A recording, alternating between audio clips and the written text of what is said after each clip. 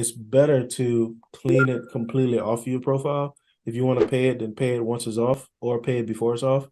But it's better to get it completely removed from your credit. Mm.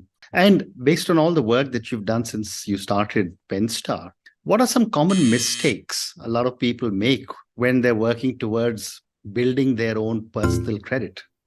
So personal credit, a lot of times it sounds weird. It sounds counterintuitive for a lot of people, but you have collections on your credit or let's say charge off or written off debt and they want to pay it. Mhm. So I'm not opposed to paying people what you owe them, but if you're looking to clean your credit up, that might not be the best option because when Mm. you pay the debt off, a lot of times it updates that it's just been paid off. So Mm. you have a paid off collection on your credit. And when you think about it, when you go to the bank or to a lender and they look at your credit and they see you have a collection that was paid off, Mm. them it's going to look like, wow, you had this account, you weren't able to pay it on time, it Mm. went all the way into collections, and then you decided to pay it. So are Wow. we the next person? Are we going to be the Mm. next person that you don't pay and it goes into collections and we have to track you down and try to get our money from you? Mm. So that's how it looks.